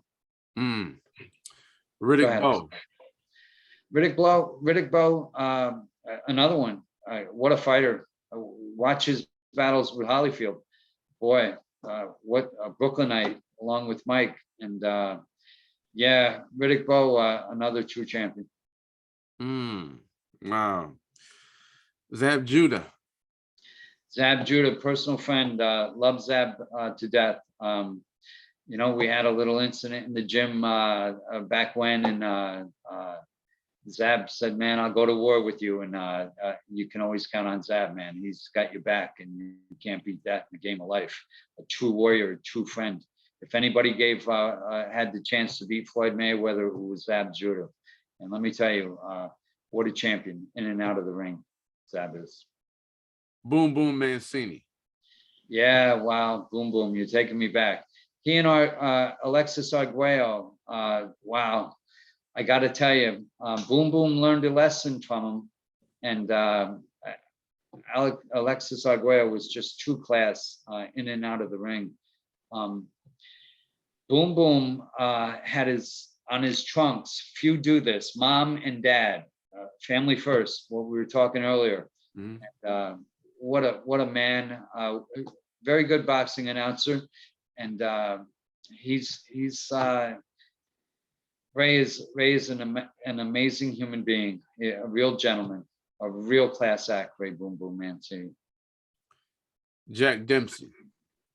Jack Dempsey is, he was very short, like Mike in stature, but he had a heart of a lion and fought them all. And what a warrior, what a true champion, what a real man. He was a man in and out of the ring. He just his work ethic gave Mike Tyson his work ethic. You don't have to.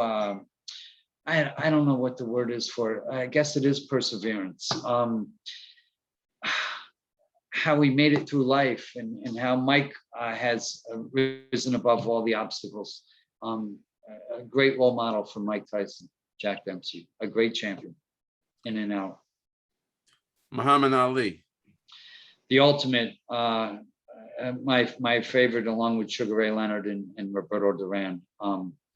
I got to tell you, meeting him as I was a 17-year-old kid at Deer Lake, Pennsylvania, at his training camp. Again, all thanks to Cus. I have a picture. Cus is whispering in his ear, and Muhammad Ali is looking down, and I'm the only one looking up at the camera. And my friends say, I tell my friends, I say, Cus is telling him, don't mess with this kid because I taught him my style, jokingly. But what a gentleman, but what a man to fight the government and win and stand up for himself. More people have to do that. Stand up for themselves or they fall for anything, is the old saying. I'm just trying to explain to you that around the world, most recognizable face while he was alive, and now he's passed that torch on to Mike Tyson. If you watch the I forget what year the Olympics were, when Mr. Muhammad Ali carried the torch and lit the torch. If that doesn't bring tears to your eyes, nothing will. But what a man. What a man. Jerry Cooney. Jerry Cooney, great left hook. He was in our training camp at Cus's gym in Catskill, New York, 1976. He used to carry my brother Jeff on his shoulders at Cus and Camille's house. This is before he went on to fight Larry Holmes, and he never signed with Cus. He stayed with Victor Valley and his managers, Mike Jones and Dennis Rappaport. And unfortunately, he didn't stay with Cus. If he had, he would have had the mental fortitude that we all were lucky to have, the mental prowess to continue on and persevere. And he would have got off the canvas in the 13th round against Larry Holmes, and he may have even won the fight, but we'll never know. But my point is, he was there, and he could have been one of our teammates. A great guy, great gentleman. He's overcome a lot of obstacles in life. The Irish champion, Jerry Cooney, gentleman Jerry Cooney. Great guy. President Barack Obama. Barack Obama, I was in Switzerland when he first training Eve Stewart to win the EU middleweight title back then. When Barack Obama was first announced to be president in 2008, and America was cheering, and over in Switzerland, they were amazed. And it was one time in my life I wish my feet were on American soil at the time, because I didn't have I couldn't connect with it, not being home. But I saw, the crowds cheering. They'll say, nowadays they'll say, well, they only show one side. But look, I don't get into politics. I get into people as a human being, and he's one of the all-time best. Reggie Dixon, Catskill, New York, Catskill High School was his Air Force One, not just for Mr. Barack Obama, President Obama, President Bush, and President Clinton as well, if I'm not mistaken. What an athlete Reggie Dixon was for Catskill High, and went on to be one of our presidents of our country. The right-hand man to presidents. I mean, come on. Our valedictorian, if I may, Arthur, I'm a big Catskill, New York guy. Hey, man, you always root for your teams. Right. Go Cats, as I stated. I'm trying to explain to you that here we are, our valedictorian, George Daly, Guess what he is, Arthur? He's the dean of Harvard Medical School. Doesn't get better than that, you know? Doesn't get better than that, man. Yeah. Must be the water in Catskill. I'm joking. And it must got some good H2O. Got that right. Former President Donald Trump. You're getting off. Well, you know, I have a great picture of. I was joking, saying, "What happened here? We're studying history, not boxing." I thought we were going to talk boxing, man. But hey, Don Trump, Mr. Donald Trump, promoted, not promoted, but he hosted at Trump Plaza in Atlantic City several of Mike's earlier fights as champion, and another time in this game of life. But yeah. I have a great picture of President Trump with Mike, and when they were both a lot younger. But yeah, hey, his legacy will be went on to be president of the United States. I think it's only 46 people can say that now. You know, think of that. Henry Tillman. Henry Tillman. He got the two decisions he won in the amateurs against Mike, and Mike made him pay in the pros. Mike revenged it. I don't know him personally, but hey, it takes a lot of courage to get in that ring, and you know, he's a gentleman out from what I've ever seen, and he won the two decisions according to the judges at ringside in. At the Olympic trials, but we all know and feel that Mike won it, and Mike should have been on the Olympic team in 1984. But that he sure made up for it by becoming the youngest heavyweight champ ever. Call the Truth Williams. Call the Truth, a great human being, a great champion inside and outside of the ring. Wonderful person.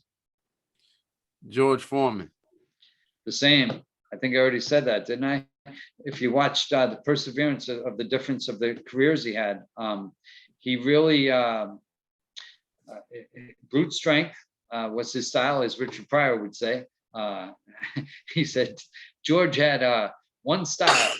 He had one style. Bless you, brute strength, and which is what I say to this day because of Richard Pryor. But I'm trying to explain to you when he went on and made his comeback.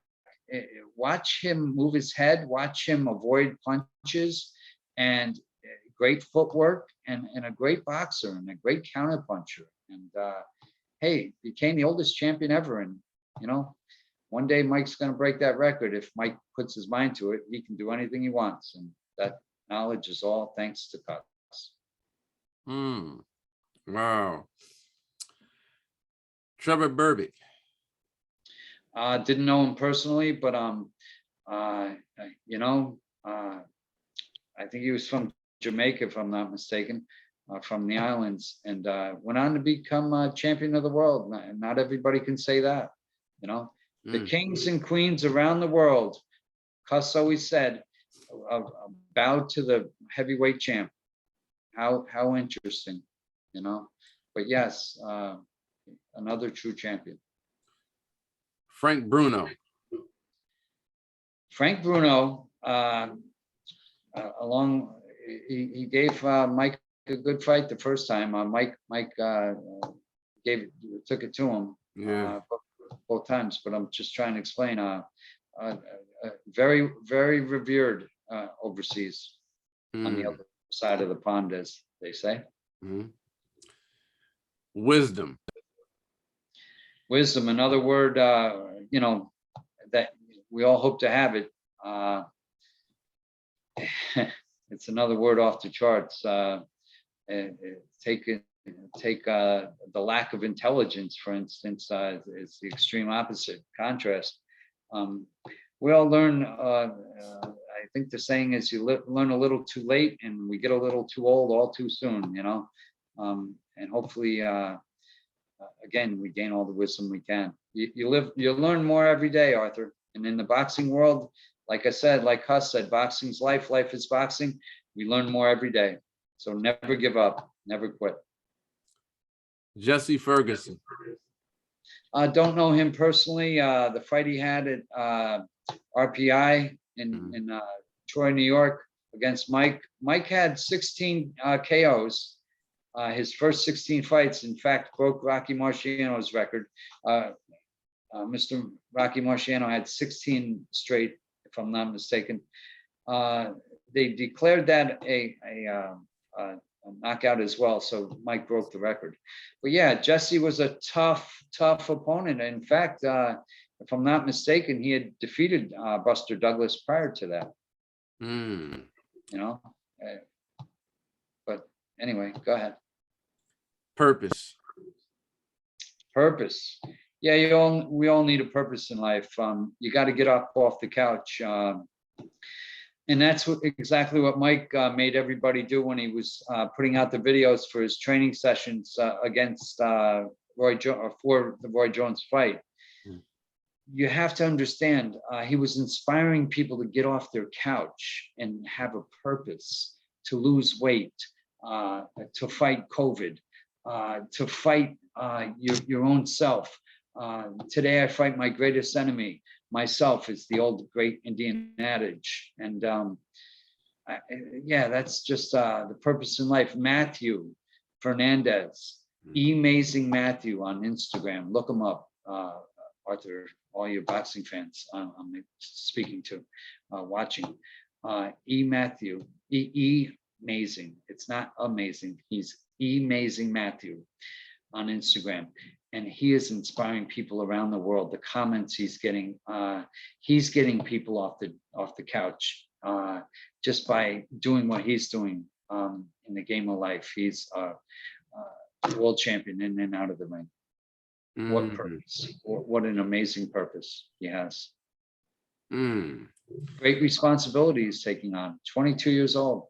He's carrying the weight of the world on his shoulders. That's not an easy task. Mike did that at 20, 21, 22, all the way up to this day. You see the wisdom and knowledge and intelligence that Mike has. Matthew is growing with that. He's only 22, but let me tell you, he's a wise young soul, and he's teaching us all, inspiring us all. Bernard Hopkins. A great fighter, great champion, great businessman. Mm-hmm. He's a great businessman, and one of the hey, he's from your neck of the woods, Philly, baby. Mm-hmm. As I said before, the Philly fighters are a breed all their own, man. Mm-hmm. Lot of champions from Philly, in and out of the ring. Again, Gene Cyclone Hart, man. He wouldn't know me to trip over, but he inspired me when he was a pro boxer in the Catskill Boys Club. And look, I know a lot of the kids back home looked up to him, and that says it all. You know, we thought he was a god, and now his son is fighting. Last I knew, he was undefeated. I don't know about now, but and hopefully looking for a title shot. But and I actually tried to invite Mr. Eugene Cyclone Hart to. We had a Cus boxing gym grand reopening a few years back. He never made it up, unfortunately, and we never connected. But if he's watching this, I hope you would help in reaching out to him as well. I would love nothing more than to have Mr. Gene Cyclone Hart come to the Cus D'Amato boxing gym with his son to see where his father trained back in the day. Inspired me to start boxing. It doesn't get better than that, you know. So thank you, Mr. Hart.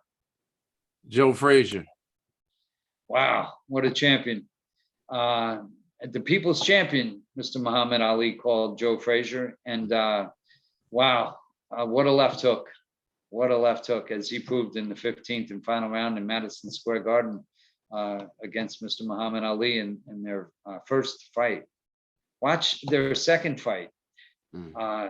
Underrated fight that very seldom gets broadcast because the third fight, Thrilla in Manila, supersedes it. But you know, there's we all have regrets, and people who say they don't, they're lying, or like Cus said, psychotic.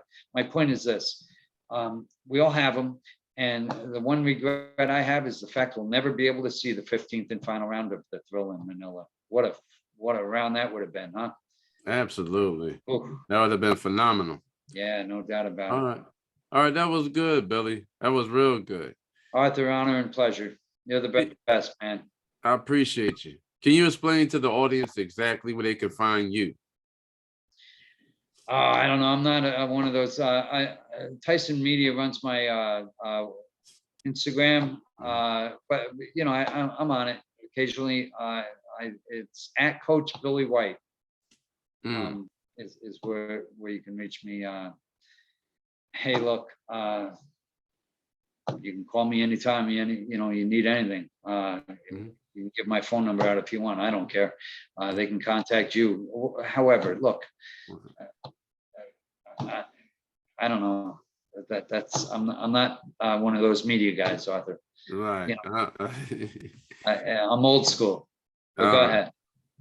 Now, let's shift gears a bit and let's talk about the power of using video. Now, I know a couple of years back, Google bought YouTube for $1.6 billion. So video is hot right now. Can you explain to the audience the power of using video? Should entrepreneurs and business owners use video to expand their brand? You're talking above my realm. Look, I ran businesses, but I'm trying to explain to you. I have a little business sense, but Rich Dad, Poor Dad, Robert Kiyosaki wrote a great book on business. They should teach that to all our kids in school. Mhm. But yes, video is something that we use to this day. You study video. If you're studying a fight, for instance, you can stop it. You can mark it down what time frame to go back and revert to and see whether it's something done great or something to correct a mistake. That's pretty interesting. Yeah, it's gone above and beyond. Cus used to say back before he passed, the world's gone crazy with how. Imagine what he'd say now. But in the technological sense, look, it's like the Native American Indian. They went from the bow and arrow, and it took them time to believe in the stick that shoots straight is what they called the rifle, and they didn't adapt to it or the machine gun and grow with the tank and all that. And the modern technology, as you know, look, 100 years ago we didn't have the machinery that we can study the body and the Chinese philosophies. I've studied the Tao for a long time now, and it says to trust all, not just how we live life, and we don't trust anybody, and it's a sad plight. It's a sad state of the world. The Tao says to trust all, and they weed themselves out. That's just life, and another lesson in the game of life. But back to the videos, yeah, that's technology growing every step along the way. It's an amazing accomplishment for our 21st century and into the great beyond. Absolutely. Technology is constantly evolving.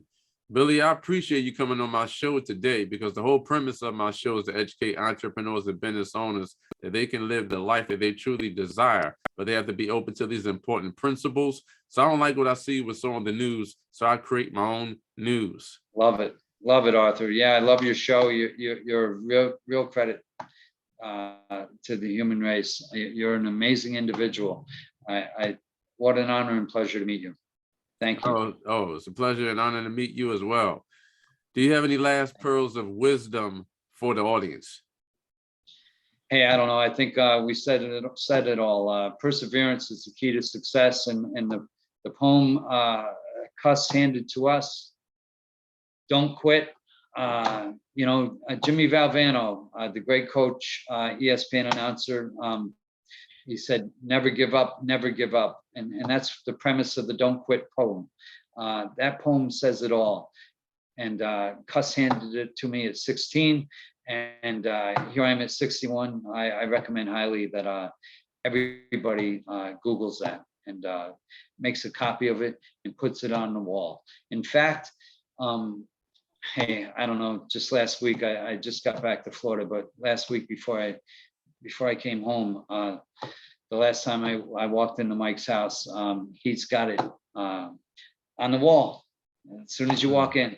And that's for Milan, his daughter, a very great tennis star in the future. Mhm. She's going to win, barring the unforeseen, as Cus would say, she's going to win Wimbledon by the time she's 18. And Rocky, her brother, he's golfing, and we now call him Tiger Tyson. Wow. After Tiger Woods, I mean, he hits the golf ball with little effort. He doesn't know his strength and how great he is. And same with Milan there. But they're studying all the greats educationally and wonderful. But here's my point. Mike and Kiki are doing they're phenomenal parents, phenomenal human beings. And it's great to see Mike hand the poem "Don't Quit" to his children. Cus and Camille would be so proud. Wow. Billy, I'd like to thank you once again for taking time out of your busy schedule to educate me and the audience worldwide about wealth building principles and about the lessons you learned along the way with Cus D'Amato. I gladly appreciate it. You are a gift from God.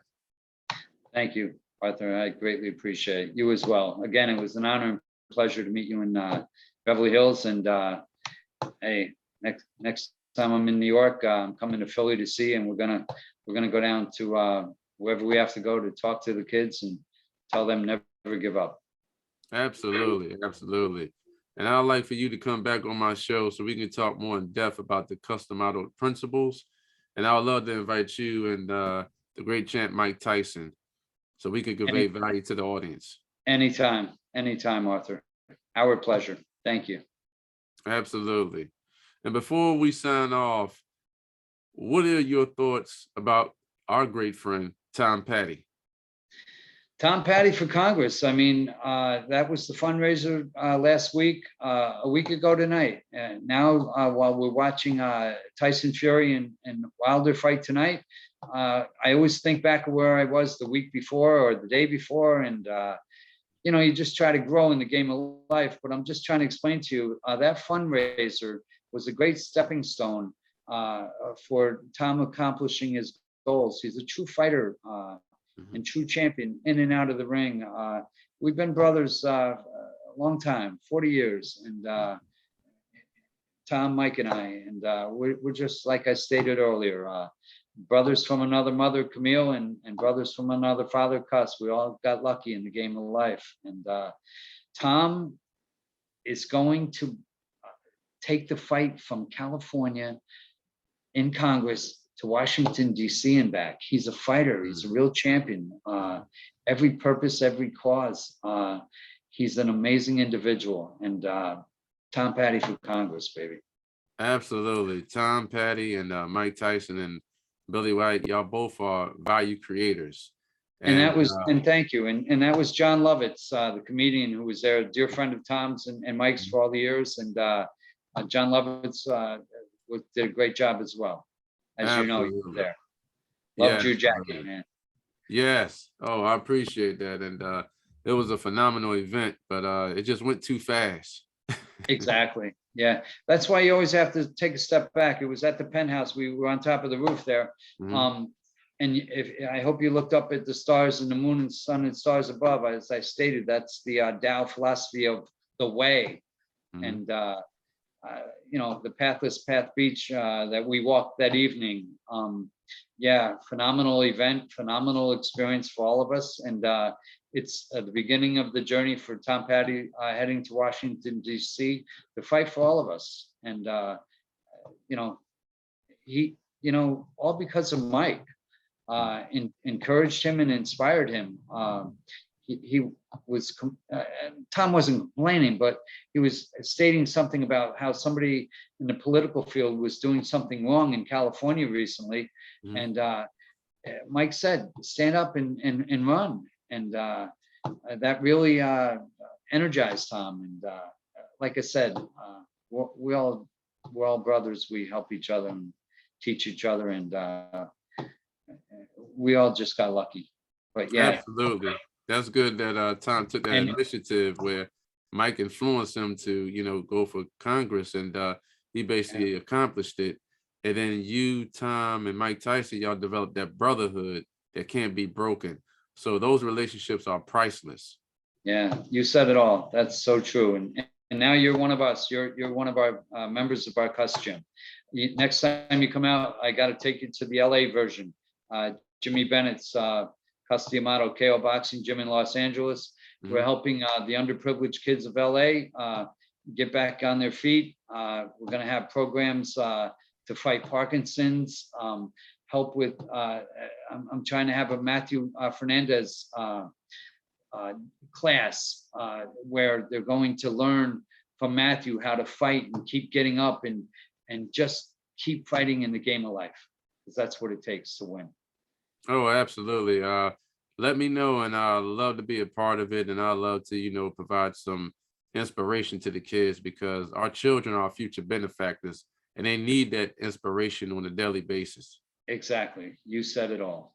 You said it all. And I, if you don't mind, I mentioned my son earlier. My daughter, Victoriana, named after my sister.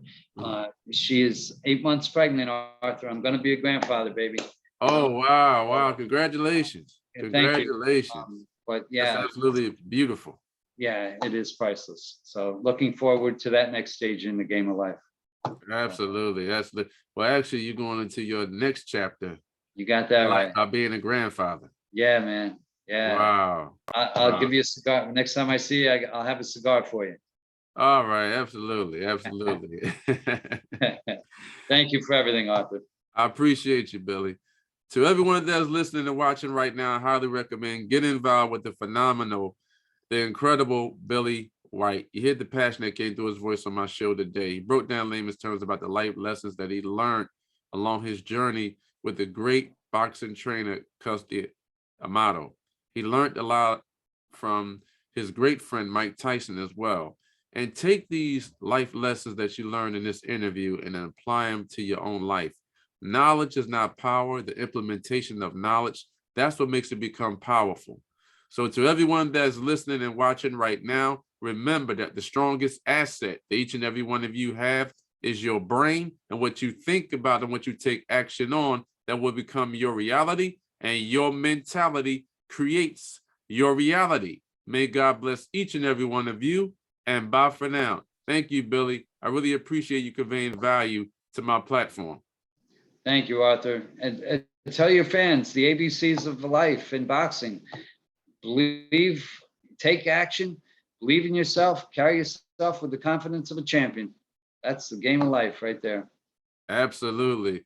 And then also let me know and give me a heads up, and I'll definitely come out and inspire the kids, and I definitely want to be a part of that experience, because there's no substitute for experience. You got to get out and make things happen.